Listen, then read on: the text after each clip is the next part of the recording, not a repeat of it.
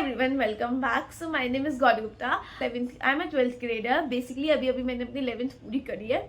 तो the things I learned from my 11th और जो भी मैंने mistakes करी है I will tell you in this video.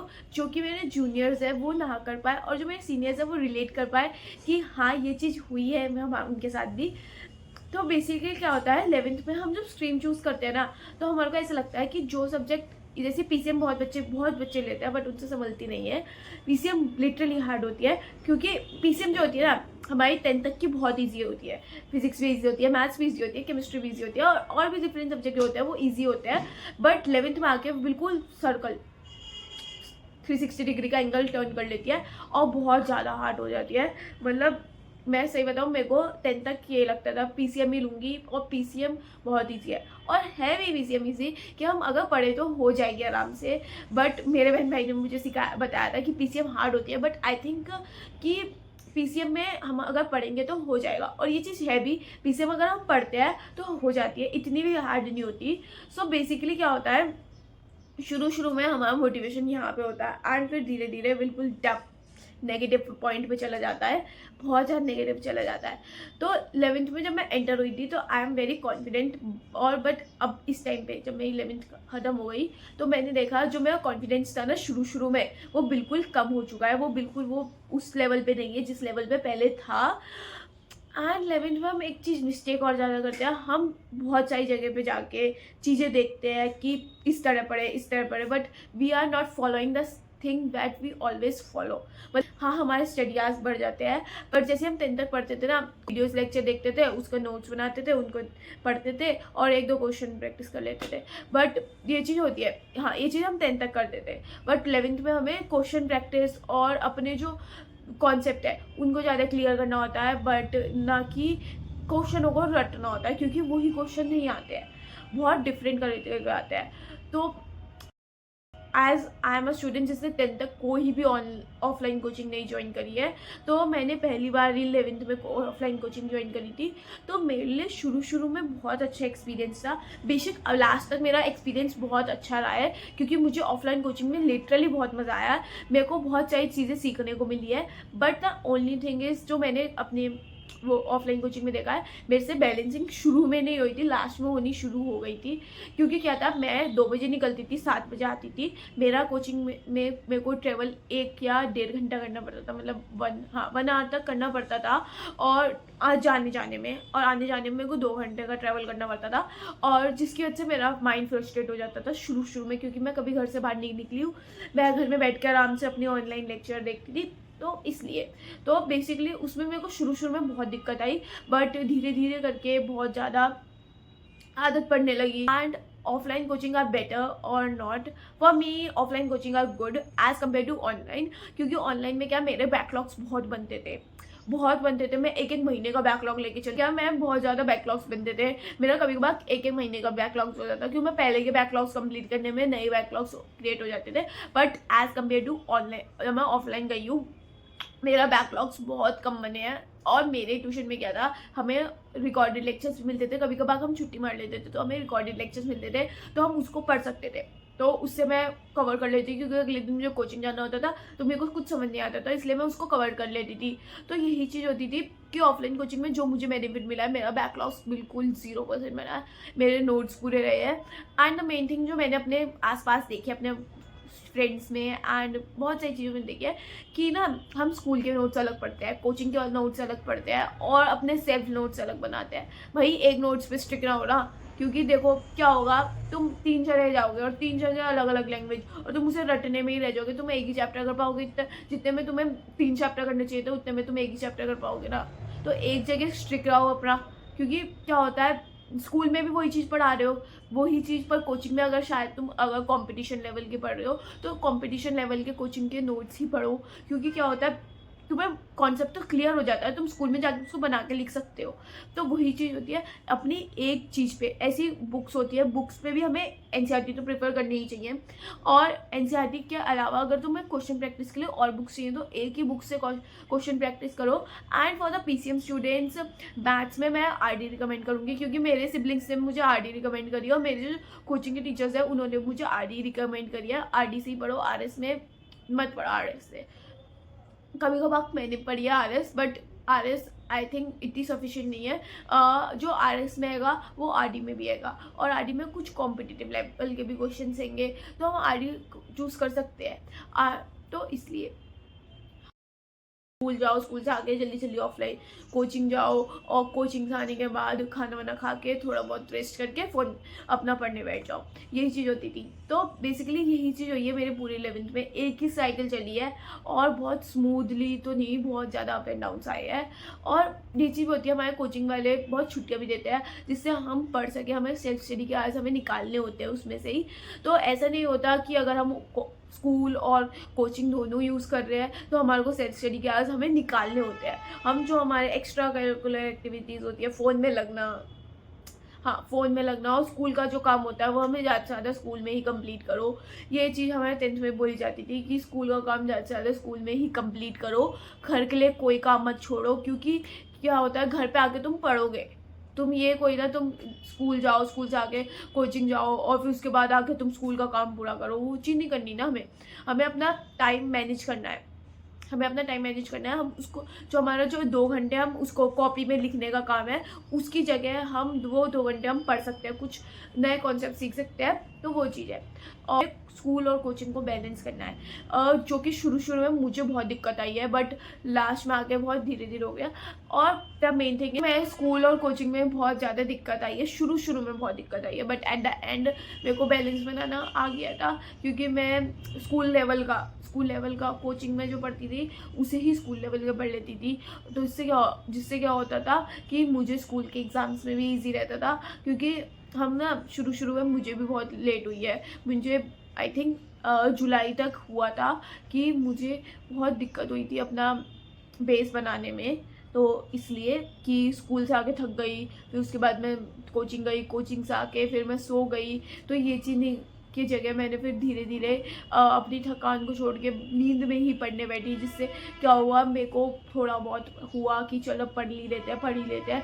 तो उससे मैं पढ़ भी पाई, थोड़ा पढ़ पाई, पर पढ़ पाई। इस तरह धीरे धीरे फिर मैं प्रोडक्टिव आवर्स बढ़े। तो इस तरह हमें थोड़ा अडॉप्ट करना है। हमें ये नहीं सोचता कि हम थक गए, बहुत ज़्यादा थक गए, अब रहने देते हैं पढ़ने को, तो वही पढ़ो बैठ के। एंड टेस्ट मत छोड़ो यार, टेस्ट बिल्कुल भी मत छोड़ो। क्योंकि क्या होता है, टेस्ट से ना मैं बहुत मुश्किल से, मैंने जैसे स्कूल भी चलते थे और कोचिंग भी था, तो उस कोचिंग में अलग टॉपिक चल रहा था, तो मैं उनको बहुत फोर्सफुली उनको टेस्ट को पढ़ा। एंड उसमें बेशक अच्छे मार्क्स नहीं आए, कभी कभार अच्छे मार्क्स आए, उससे कॉन्फिडेंस बिल्टअप हुआ। और जब कभी अच्छे मार्क्स नहीं आए तो क्या हुआ, तुमने मेहनत तो करी है ना, तुमने मेहनत करी है, और तुम मेहनत करोगे तो कभी ना कभी अच्छे मार्क्स आएंगे। और यही चीज़ होती है कि हमें मेहनत करनी होती है, टेस्ट नहीं छोड़ने। टेस्ट से हमें क्या होता है, हमें कुछ नई चीज़ मिल जाती है। जैसे हमने कोई चीज़ पढ़ी है एंड हम उसे थोड़ा भूल जाते हैं, क्योंकि हम कोचिंग में पढ़ के आए हैं, हम उसको घर आके थोड़ा सा पढ़ा, और फिर उसके बाद अगर हमने उसको ज़्यादा क्वेश्चन प्रैक्टिस कर रहे हैं, क्योंकि उसके लिए हमें टेस्ट के लिए क्वेश्चन प्रैक्टिस करने ही होंगे, तो उसके लिए क्या होगा, हमारा बहुत ईजी पड़ जाएगा हमें स्कूल के एग्ज़ाम्स के लिए भी। तो टेस्ट बिल्कुल भी मत छोड़ो। फर्स्ट थिंग प्रोडक्टिविटी हमारे पूरे साल डिसबैलेंस ही रहती है। मतलब पूरे साल हमारी प्रोडक्टिविटी ऐसा नहीं होता कि बिल्कुल कांस्टेंट जा रही है। कभी कभार ग्राफ इतना ऊपर चल जाता है, कभी कभार ग्राफ बिल्कुल डाउन पे हो जाता है, नेगेटिव भी जा सकता है। तो productivity depends on a day and your mood. मेरे लिए तो मेरा मूड के ऊपर डिपेंड होता था। कभी कभार मैं बहुत ज़्यादा थक जाती थी तो मैं 1-2 घंटे ही पढ़ पाती थी, बट कभी कभार होता था कि मैं अच्छा खासा रात को 2-3 बजे तक पढ़ रही हूँ। बट वो चीज़ होती है, but it depends on my mood और अपना जो चीज़ होती है, हाँ, it depend upon our mood कि हम किस तरह पढ़ना चाह रहे हैं, आप में कितनी। तो अपने जो प्रोडक्टिविटी हम कैसे इंक्रीज़ कर सकते हैं। प्रोडक्टिविटी जैसे हमारे को छुट्टियाँ मिलती है, एज मेरे को तो बहुत छुट्टियाँ मिली है, क्योंकि हमारे को क्या जून में भी कोचिंग वाले छुट्टियाँ देते थे 1 हफ्ते की, जिसमें हमारे को उसके बाद एक टेस्ट होता था। तो उस टेस्ट के लिए प्रिपेयर करने के लिए, तो उस टेस्ट के लिए प्रिपेयर करने के लिए मेरे को पढ़ने बैठना पड़ता था, अच्छा खासा पढ़ने बैठना पड़ता था। तो इसलिए वही चीज़ होती थी कि हमें अपनी 11th में जितना पढ़ सकते हैं पढ़ लो, क्योंकि वही दिक्कत तुम्हारे को 12th में आएगी। मैं सही बताऊँ, मेरे को केमिस्ट्री में दिक्कत आएगी, क्योंकि मेरी केमिस्ट्री इतनी अच्छी नहीं है। हाँ, मेरी केमिस्ट्री इतनी अच्छी नहीं है, क्योंकि क्या होता है, मुझे केमिस्ट्री बहुत इजीली समझ नहीं आती है। और मैंने केमिस्ट्री के इतने कोचिंग बदले ना, भाई सही बता रही हूँ, बहुत ज़्यादा कोचिंग बदले मैंने केमिस्ट्री के, एंड मुझे एट द एंड पॉइंट पे भी वहाँ पे समझ नहीं आई है। तो केमिस्ट्री तो मैं लास्ट में जब अपनी सेल्फ स्टडी से पढ़ी ना, तो मुझे थोड़ी बहुत आने लगी। तो यही चीज़ होती है, जो तुम्हारा वीक सब्जेक्ट है ना, उसको अपना पूरा टाइम दो, क्योंकि अगर तुम उसे टाइम दोगे ना, तो उससे क्या होगा, तुम्हारा ऐसा नहीं है कि तुम और सब्जेक्ट को टाइम मत दो, अपने और सब्जेक्ट्स को भी टाइम दो, बट अपने वीक सब्जेक्ट को ज़्यादा टाइम दो एज़ कम्पेयर टू जो अपने सब्जेक्ट्स आपको आते हैं उनके अकॉर्डिंग। ऑप्शनल सब्जेक्ट्स, तो 11th में होता है, हमें ऑप्शनल सब्जेक्ट्स मिलते हैं। तो ऑप्शनल सब्जेक्ट्स मेरे हिसाब से उस तरह चूज़ करो कि जो आपको इजी लगे, जिससे आपके 12th में अच्छे मार्क्स आ सके, आपकी परसेंटेज अच्छी आ सके। क्योंकि मैं सही बताऊँ, मैंने 2 ऑप्शनल सब्जेक्ट्स चूज़ करे, मुझे हिंदी बिल्कुल नहीं आती थी। तो मेरे को हिंदी में मेरे को क्या होता था, मेरे को स्पेलिंग मिस्टेक्स करती थी, मुझे पता है। तो इसलिए मैंने म्यूज़िक नहीं ली, एंड इसलिए मैंने हिंदी नहीं ली। तो इसलिए मैंने पेंटिंग और होम साइंस ली थी। तो होम साइंस मैंने पेंटिंग इसलिए ली थी क्योंकि मेरे को पेंटिंग करना बहुत पसंद है, तो इसलिए मैंने पेंटिंग ली थी, और उससे मेरे मार्क्स गेन भी होंगे। तो इसलिए, और हुए भी क्योंकि पेंटिंग बहुत ईजी रह गई थी मेरे लिए। और होम साइंस में भी क्या होता है, होम साइंस में कुकिंग करनी होती है, और कुछ प्रैक्टिकल्स होते हैं, जैसे हमें क्लोथ पे पेंटिंग करनी है, स्टिचिंग करनी है, और कुछ होम डेकोर आइटम्स बनाने हैं। तो उस चीज़ में मेरे को बहुत मदद करी है। मतलब मेरे को पेंटिंग आती थी, होम डेकोर आइटम्स मैं बना सकती थी, आराम से क्राफ्ट करना मुझे पसंद था क्योंकि, और कुकिंग करना मुझे पसंद है, तो इसलिए मेरे को होम साइंस में भी मुझे कोई दिक्कत नहीं आई। आज मैं फिजिकल एजुकेशन भी चूज़ कर सकती थी, बहुत सारे स्कूल में फिजिकल एजुकेशन का ऑप्शन होता है, हमारे में भी था, बट मैंने फिजिकल एजुकेशन इसलिए चूज़ करी क्योंकि उसमें लैब मैनुअल बनती है, और मुझे लैब मैनुअल बनाने में बहुत आलस आता है, तो इसलिए। और थोड़ी फिजिकल एक्टिविटीज़ भी, ऐसा नहीं मैं करती नहीं, बट इसलिए मैंने उससे बिल्कुल बंद कर दी थी फिजिकल एजुकेशन। तो मेरा शुरू से ही था होम साइंस, क्योंकि मैंने 10th तक भी फूड प्रोडक्शन पढ़ी थी, तो मुझे इजी था कि होम साइंस में एकदम से मेरे को समझ आ रही थी। तो ऑप्शनल सब्जेक्ट उसी तरह चूज़ करो जिस तरह तुम्हारे को जो सब्जेक्ट ईजिली हो सके। ये नहीं कि ये कहता है हाँ ये वाला सब्जेक्ट अच्छा है, क्योंकि हमें ऑप्शनल सब्जेक्ट ऐसे रखना है कि हम लास्ट मोमेंट पे जब उसे पढ़े ना, तो हमें इजीली कैच हो जा। ये नहीं कि हमें शुरू से ही मेन सब्जेक्ट की तरह उसे पढ़ना है। उससे क्या होगा, तुम्हारे पास जो तुम्हारा, अगर तुम कंपटीशन लेवल भी वो कर रहे हो ना, तो उसमें क्या होगा, तुम्हें कंपटीशन लेवल में, अगर जैसे आई एम पीसीएम स्टूडेंट, तो मेरे में पीसीएम हो गए कंपटीशन लेवल में, तो मुझे उस पीसीएम को टाइम मिल सके, क्योंकि मैं बैठ के और ऑप्शनल सब्जेक्ट पढ़ रही हूँ जिस टाइम मुझे वो पढ़ना है। तो मेरा ऑप्शनल सब्जेक्ट्स में ये चीज़ थी, मैंने ऑप्शनल सब्जेक्ट्स बहुत सही चूज़ करे, क्योंकि उसमें मेरे मार्क्स भी आए हैं, मेरी परसेंटेज भी इंक्रीज़ हुई है, और आराम से हो भी गया मुझसे। टू द स्टूडेंट्स जो भी अभी 11th में आए हैं, उनको प्लीज़ मैं एडवाइस कर रही हूँ, भाई अपनी 11th बर्बाद मत करो। ये मत सोचो 11th बहुत इजी है, 11th लिटरली में बहुत टफ होती है as compare to 12th। 11th में हमारे को अपनी हैबिट्स बनानी होती है, पढ़ने की हैबिट्स बनानी होती है। 11th के बाद हमें कोई 12th में हमें कॉम्पिटिशन एग्ज़ाम भी देने हैं, तो इसलिए कॉम्पिटिशन एग्ज़ाम में 11th का भी आता है। तो अपना 11th इस तरह रखो ना, जिससे तुम बाद में कॉम्पिटिशन एग्ज़ाम दे सको, तो तुम्हारे लिए ईजी पड़े कि हमें 11th आती है तो हमें 12th में ना पढ़ना पड़े 11th का। तो इस तरह थोड़ा अपनी प्रोडक्टिविटी बिल्कुल ऐसे बंद मत कर देना 11th में कि हाँ 11th है, इजी है, आराम से हो जाएगी, बट नहीं यार, इस तरह मत करो। एज योर सीनियर मैं तुम्हें एडवाइस कर रही हूँ, 11th को बहुत आराम से पढ़ो, बहुत इजी है, बहुत आराम से हो जाएगी, इतनी भी हार्ड नहीं है। एंड अपने जो स्ट्रीम चूज़ करते हो वो उस हिसाब से चूज़ करो जो तुम्हारा इंटरेस्ट है, क्योंकि मेरा पीसीएम में इंटरेस्ट था, थोड़ा केमिस्ट्री में ही नहीं था, एंड फिजिक्स और मैथ्स में मेरा इंटरेस्ट था, तो इसलिए मेरे को ईजी पड़ा। केमिस्ट्री में बहुत दिक्कत आई, बट एज फिजिक्स और मैथ्स में तो मुझे दिक्कत नहीं आई है ना, तो इसलिए अपने जो सब्जेक्ट्स है उस तरह चूज़ करो जिसमें तुम्हारा इंटरेस्ट है। तो हाँ, यही थी मेरी एडवाइस अपने 11th के लिए। 11th को अपनी बहुत प्रोडक्टिव रखो, उसमें अपने जितनी मेहनत हो सको उतनी करो, जिससे तुम्हारे को आदत बन जाएगी मेहनत करने की, क्योंकि 10th तक का जैसे नहीं आता है। 11th में हमें को खुद से बना के लिखना होता है, हमें कॉन्सेप्ट क्लियर रखने पड़ते हैं। ये नहीं 10th में 3-4 रटे हुए क्वेश्चन आ गए वो आके पास हो जाए, ये चीज़ नहीं होती है। 11th में रटे हुए क्वेश्चन नहीं आते हैं, ये चीज़ मैंने अपना पहला PA1 एग्ज़ाम्स देख के ही बोल दिया था यार इसमें रटे हुए क्वेश्चन नहीं आएंगे, वो तो एक भी क्वेश्चन नहीं आया था। सही बता रही हूँ, मैं PA1 का एग्ज़ाम का पहला जब मैंने देखा था ना, केमिस्ट्री का एग्ज़ाम था, मैंने देखा एक क्वेश्चन नहीं आया जो मैं रट के आई थी।